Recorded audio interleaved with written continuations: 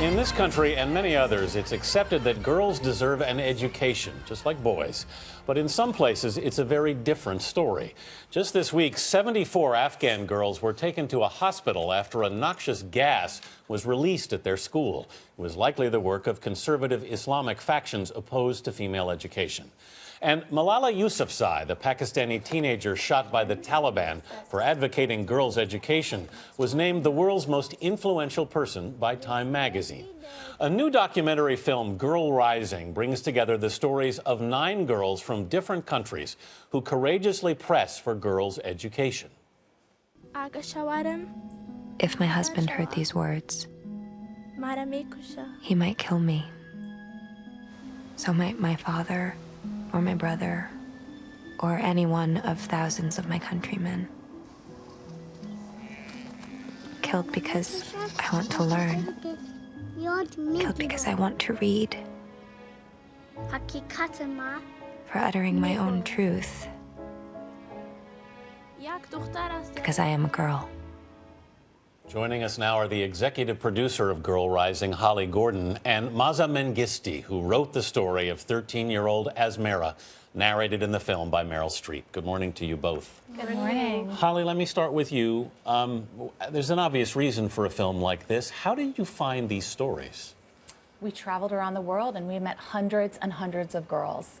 At the documentary group, we're a team of journalists, and so finding the stories was what we knew best how to do.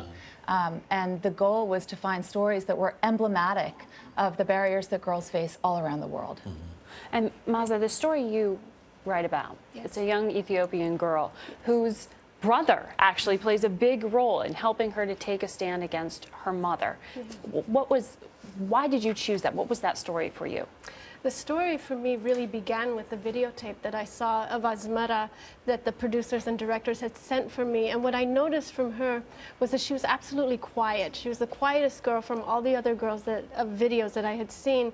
And I said, there has to be a story behind this girl who was so shy and so timid, but had the ability to say no.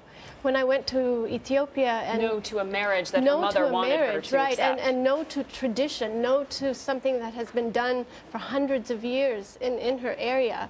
And going into Ethiopia, having a chance to speak to her mother and her grandmother, suddenly this brother's story came into view. And I realized that he had stepped up with Asmara and said, my sister will go to school, she will not get married. And that was a profound moment for me. You ended up finding kind of a personal connection to this story too, didn't you? I did. I was at first hesitant about doing this story. I didn't know much about forced early marriage in Ethiopia. I was born in the city. You don't hear much about it anymore.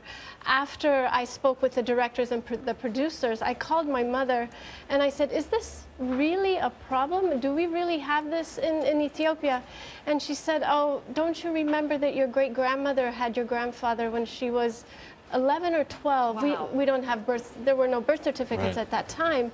And my grandmother was married at the age of about 11. So this has been a history, this is part of my family history as well.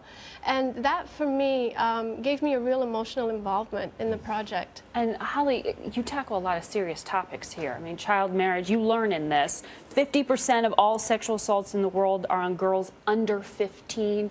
I mean, Shocking. fatalities of girls between 15 and 19 because of childbirth. How did you get something like this into theatrical release?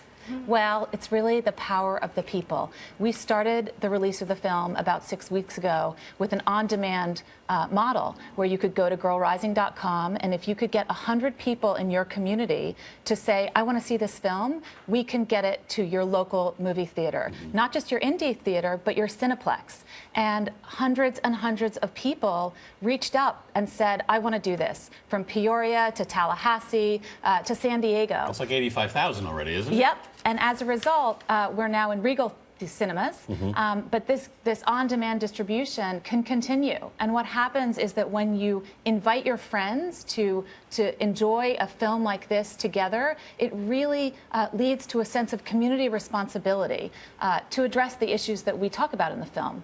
And it's inspiring and it's motivating. How do you get this beyond America? I mean, because it seems to me that's where it needs to be heard most of all. Well, we have a really robust Facebook platform, and we're hearing from all around the world, when is Girl Rising coming here? When is Girl Rising coming here?